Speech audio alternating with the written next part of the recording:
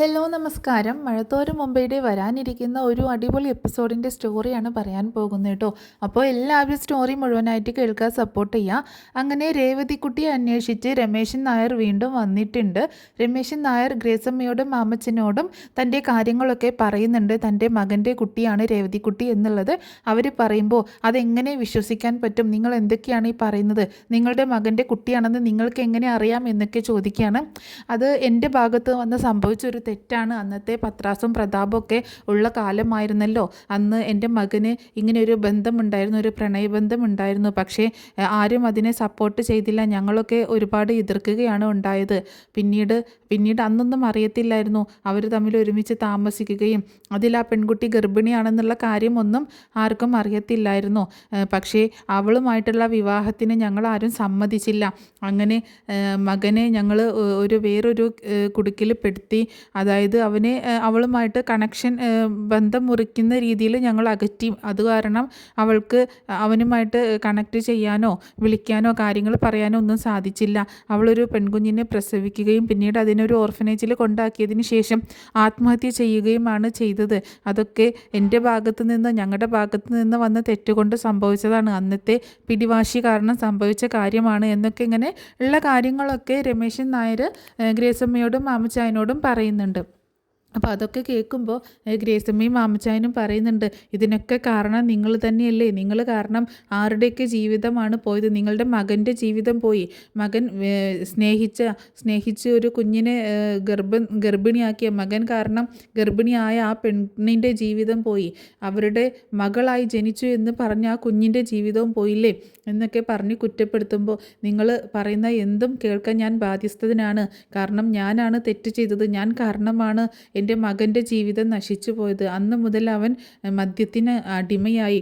മദ്യം കഴിക്കാതെ അവൻ പിന്നെ വീട്ടിലേക്ക് വരാറുണ്ടായിരുന്നില്ല. അവളുടെ മരണശേഷം, അവൾ മരിച്ചു എന്നറിഞ്ഞതിന് ശേഷം, ഒരു കുഞ്ഞിനെ പ്രസവിച്ചതിന് ശേഷം എവിടെയോ കൊണ്ടുപോയി ആക്കി എന്ന് മാത്രമേ അറിയത്തുള്ളൂ. പക്ഷേ പിന്നീട് ആ കുഞ്ഞിനെ അന്വേഷിച്ചൊന്നും അവൻ പോകാൻ മെനക്കെട്ടില്ല. കാരണം അത്രയും അവൻ ഡിപ്രഷനിലായിപ്പോയി. മാനസികമായിട്ട് ഒരുപാട് തളർന്നു പോയി. അങ്ങനെ കുറേ കാര്യങ്ങളൊക്കെ സംഭവിച്ചു. ഞങ്ങളും പിന്നെ ആ കുഞ്ഞിനെ ഒന്നും അന്വേഷിച്ച് ചെന്നില്ല. ഈ അടുത്താണ് ആ കുഞ്ഞ് തിരുവനന്തപുരത്തുള്ള ഒരു ഓർഫനേജിലാണ് ഉണ്ടായിരുന്നത് എന്നുള്ള കാര്യമൊക്കെ ഞങ്ങൾ അറിയുന്നത്. ഇപ്പോഴാണെങ്കിൽ എൻ്റെ മകന് ഇങ്ങനെ ഭയങ്കരമായിട്ട് പ്രശ്നങ്ങളൊക്കെയാണ്. ഇനി ഒരുപാട് നാളൊന്നും ജീവിച്ചിരിക്കാൻ സാധ്യതയില്ല എന്നാണ് ഡോക്ടേഴ്സ് പറഞ്ഞിട്ടുള്ളത്. കാരണം അവൻ മദ്യം കഴിച്ച് അവൻ്റെ എല്ലാ ബോഡി പാർട്സും ഒക്കെ വീക്കായി, കിഡ്നിയൊക്കെ ഫെയിലിയറാണ്. അത് കാരണം അവനിപ്പോൾ ഹോസ്പിറ്റലിലാണ്, അഡ്മിറ്റാണ്. എല്ലാ ആഴ്ചയിൽ 2ഉം 3ഉം ഡയാലിസിസൊക്കെ നടന്നുകൊണ്ടിരിക്കുകയാണ്. അതുകൊണ്ട് ഇനി ഒരുപാട് നാളൊന്നും പ്രതീക്ഷിക്കേണ്ട എന്നാണ് ഡോക്ടർ പറഞ്ഞത്. കിഡ്നി മാറ്റി വെക്കാനായിട്ട് ശ്രമങ്ങളൊക്കെ നടത്തിയെങ്കിലും അവന് അതൊക്കെ കഴിഞ്ഞ്, ആ ഒരു കണ്ടീഷനൊക്കെ കഴിഞ്ഞു പോയി. അതുകൊണ്ട് ഇനി അതൊന്നും നടക്കില്ല. കിഡ്നി ഫെയിലിയർ മാത്രമല്ല, വേറെയും ഒരുപാട് പ്രോബ്ലംസ് ഉള്ളതുകൊണ്ട് ഇനി ഒരു മേജർ സർജറി ഒന്നും ചെയ്യാൻ പറ്റത്തില്ല. അങ്ങനെ ഒരു സിറ്റുവേഷനിലാണ് ഇപ്പോൾ മോനുള്ളത്. അതുകൊണ്ട് എനിക്കിപ്പോൾ അവൻ്റെ അവസാനത്തെ ഒരാഗ്രഹം എന്നുള്ള രീതിയിൽ അവൻ പറഞ്ഞിട്ടുള്ളത് ആ കുഞ്ഞിനെയെങ്കിലും അവനൊന്ന് കാണണം എന്ന് പറഞ്ഞിരിക്കുകയാണ്. അതുകൊണ്ട് എനിക്ക് അവൻ്റെ ആ ആഗ്രഹമെങ്കിലും നിറവേറ്റി കൊടുക്കണം. അതിനാണ് ഞാൻ ഇങ്ങോട്ടേക്ക് വീണ്ടും അന്വേഷിച്ച് വന്നത് എന്ന് പറയണം. അപ്പോൾ ഇതൊക്കെ കേൾക്കുമ്പോൾ ഗ്രേസമ്മയും മാമച്ചായനും ആകെ വറീഡാവുന്നുണ്ട്. കാരണം രേവതിക്കുട്ടി അവരുടെ സ്വന്തം മകൻ്റെ കുഞ്ഞാണ് എന്നിങ്ങനെ തെളിഞ്ഞു വരികയാണ്. അപ്പോൾ ഗ്രേസമ്മ എന്നിട്ടും പറയുന്നുണ്ട്, അതിന് ഇവിടെ നിൽക്കുന്ന കുട്ടി നിങ്ങളുടെ മകൻ്റെ കുഞ്ഞാണ് എന്നുള്ളതിന് യാതൊരു തെളിവുമില്ലല്ലോ എന്ന് ചോദിക്കുമ്പോൾ അയാൾ പറയുന്നുണ്ട്, എനിക്ക് ആ കുഞ്ഞിനെ ഒന്ന് കാണാൻ പറ്റുമോ? ഒരു പക്ഷേ കണ്ടാൽ എനിക്ക് ചിലപ്പോൾ പറയാൻ പറ്റിയേക്കും. ഇനിയിപ്പോൾ അങ്ങനെ ഒറ്റ കാഴ്ചയിൽ തന്നെ പറയാൻ കിട്ടിയില്ല എങ്കിലും നമുക്കിവിടെ DNA ടെസ്റ്റും കാര്യങ്ങളൊക്കെ ഉണ്ടല്ലോ, നമുക്കതൊക്കെ നടത്താം. അങ്ങനെ പൂർണ്ണ വിശ്വാസം ഉണ്ടെങ്കിൽ മാത്രം എൻ്റെ കൂടെ നിങ്ങൾ അവളെ അയച്ചാൽ മതി. അവളെ നിങ്ങളുടെ കൂടെ അയക്കാനോ ഒരിക്കലും പറ്റത്തില്ല എന്ന് പറയണ ഗ്രേസമ്മ. പ്ലീസ് എൻ്റെ അവസ്ഥയൊന്ന് നിങ്ങൾ മനസ്സിലാക്കണം എന്ന് പറയുമ്പോൾ മാമച്ചായൻ പറയുന്നുണ്ട്, ഒരു കാര്യം ചെയ്യും, നിങ്ങൾ നിങ്ങളുടെ അഡ്രസ്സും കാര്യങ്ങളൊക്കെ ഇവിടെ തന്നിട്ട് പോ, ഞങ്ങളൊന്ന് അന്വേഷിക്കട്ടെ. നിങ്ങളിങ്ങനെ വന്ന് പറയുന്ന കാര്യങ്ങൾ മാത്രമല്ലേ ഞങ്ങൾ കേൾക്കുന്നുള്ളൂ, അല്ലാതെ ഇതിൻ്റെ സത്യാവസ്ഥ എന്താണെന്ന് ഞങ്ങൾക്കും അന്വേഷിക്കണ്ടേ? കാരണം ഞങ്ങൾ അവളെ കഴക്കൂട്ടത്തെ ഓർഫനേജിൽ നിന്ന് ദത്തെടുത്തതാണ്. അവൾക്ക് എന്ത് സംഭവിച്ചു കഴിഞ്ഞാലും അതിൻ്റെ പൂർണ്ണ ഉത്തരവാദിത്തം ഇപ്പോൾ ഞങ്ങൾക്കാണ്. അവളെ അന്വേഷിച്ച് ആര് വന്നാലും അവർക്ക് കൈമാറണം എന്നുള്ള യാതൊരു നിബന്ധനവും ഞങ്ങൾ തമ്മിൽ ഞങ്ങളുടെ കരാറിലില്ല. പിന്നെ അത് മാത്രമല്ല, അവൾക്ക് ഞങ്ങളെ വിട്ടു പോവാൻ താല്പര്യവുമില്ല. ഇനി അഥവാ അവൾക്ക് ഞങ്ങളെ വിട്ടു പോകാൻ താല്പര്യമുണ്ടെങ്കിൽ, അവളുടെ റിലേറ്റീവ്സ് വന്ന് വിളിക്കുമ്പോൾ അവൾക്ക് പോകാൻ ആഗ്രഹമുണ്ടെങ്കിൽ ഞങ്ങൾ ഒരിക്കലും തടയത്തുമില്ല. കാരണം അവളുടെ ജീവിതമാണ്, അവളുടെ ഇഷ്ടമാണ്. ഞങ്ങളുടെ ഇഷ്ടങ്ങൾക്കും ഞങ്ങളുടെ സ്വാർത്ഥതയ്ക്കും വേണ്ടി അത് പിടിച്ചു വെക്കാനൊന്നും പറ്റത്തില്ല.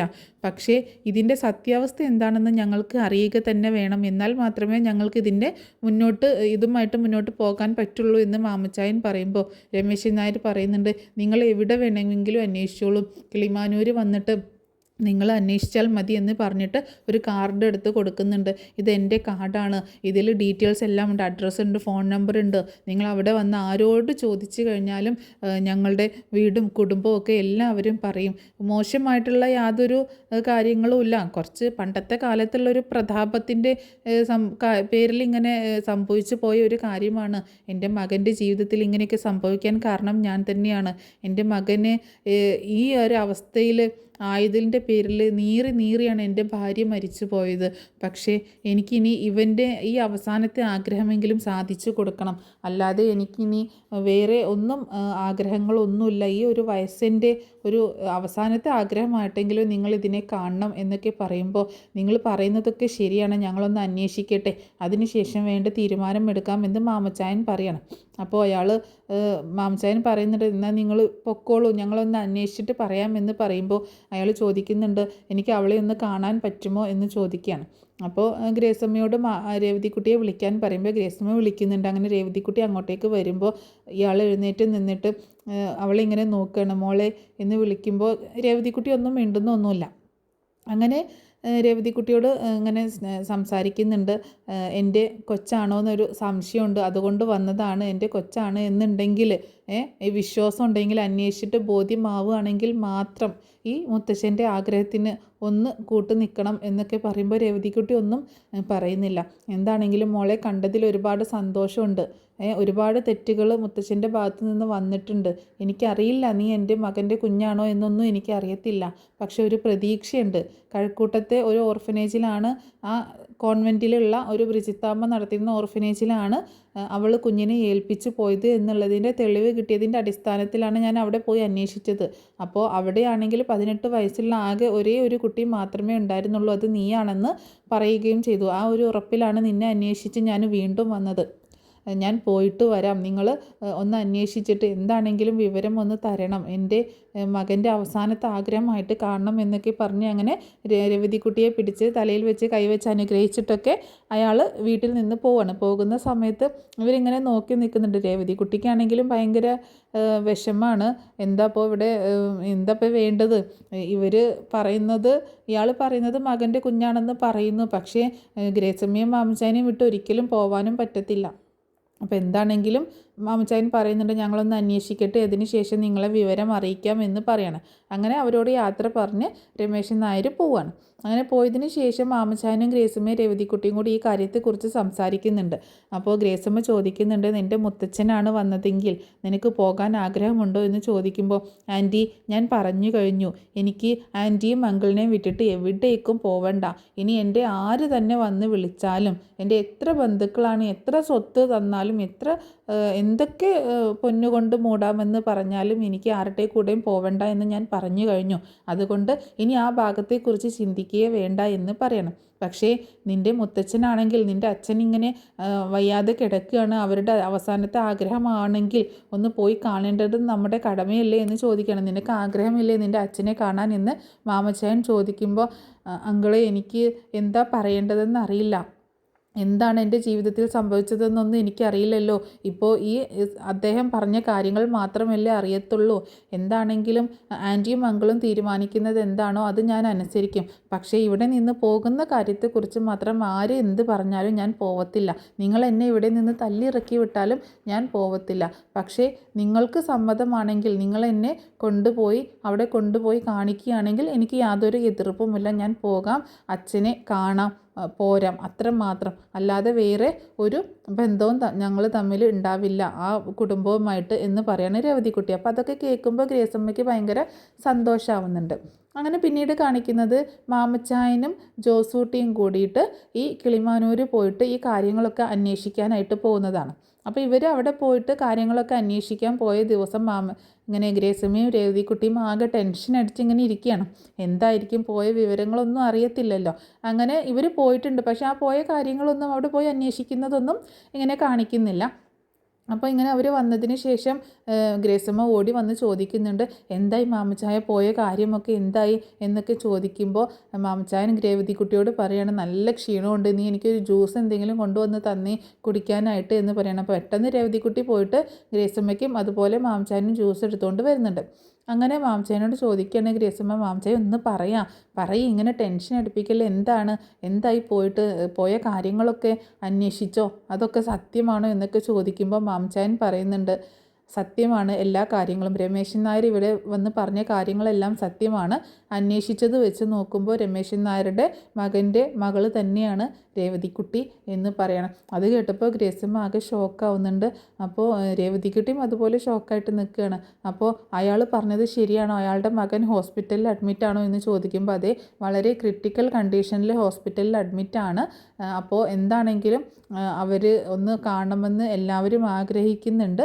അതായത് ഈ രമേശൻ നായർക്ക് ആകെയുള്ള ഒരു മകനാണ്, പിന്നുള്ളത് മകളാണ്. അതുകൊണ്ട് ഈ മകൻ്റെ ഒരു കുഞ്ഞിനെ അവർ കാണണമെന്ന് ആഗ്രഹിക്കുന്നുണ്ട്.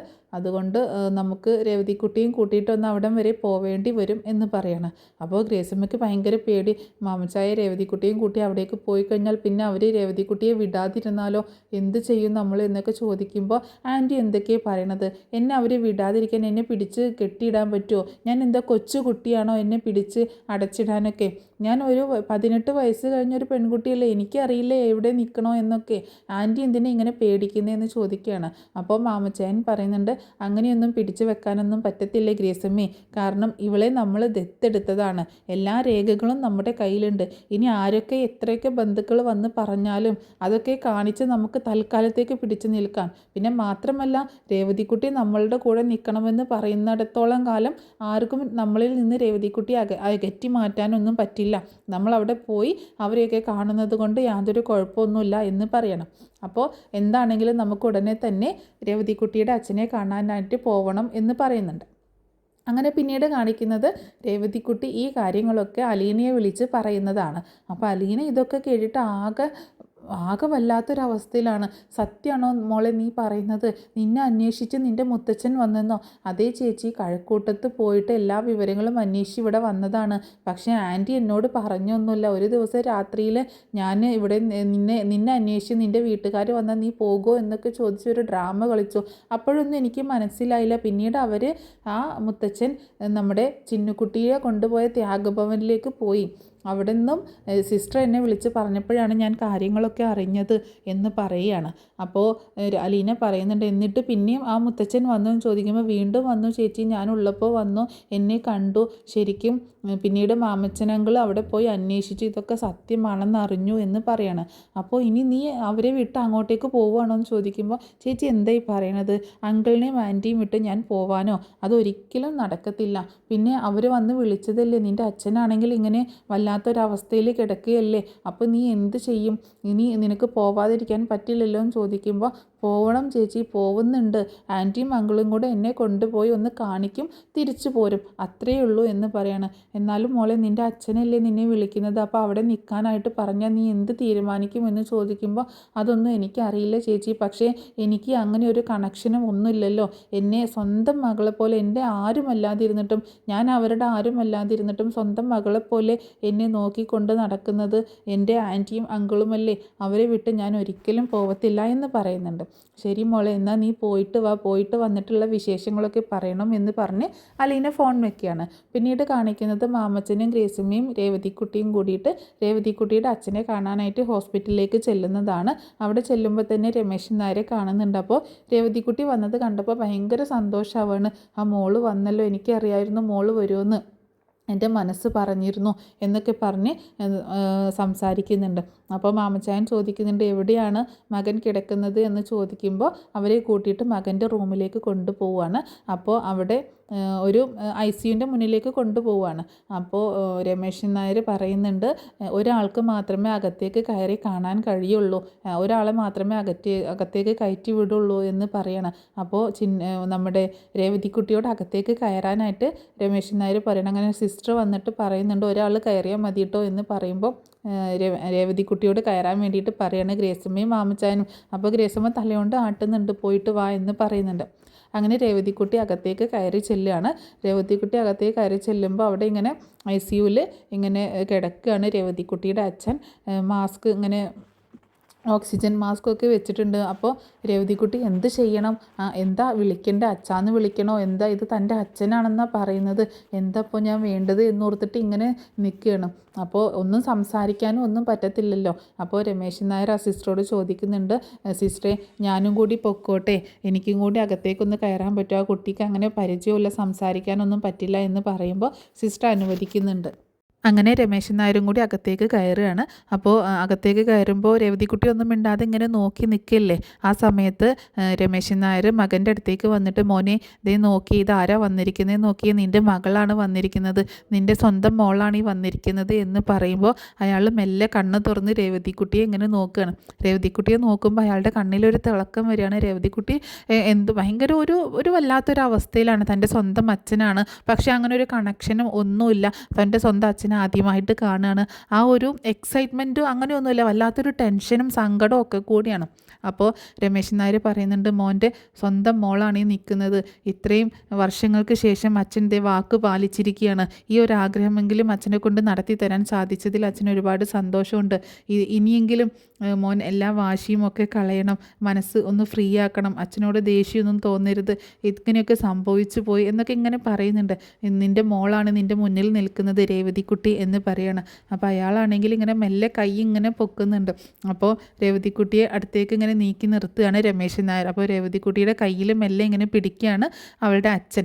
അപ്പോൾ രേവതിക്കുട്ടിക്ക് ഒരു വല്ലാത്ത ഫീല് തോന്നുകയാണ്, ഭയങ്കര സങ്കടവും വിഷമവും ഒരു ടെൻഷനും ഒക്കെ കൂടി ഇങ്ങനെ തോന്നുകയാണ്. അയാൾക്കാണെങ്കിൽ സംസാരിക്കാനൊന്നും പറ്റത്തില്ല, മെല്ലെ ഇങ്ങനെ മോളേന്ന് വിളിക്കുന്നത് പോലെ കാണിക്കുന്നുണ്ട്.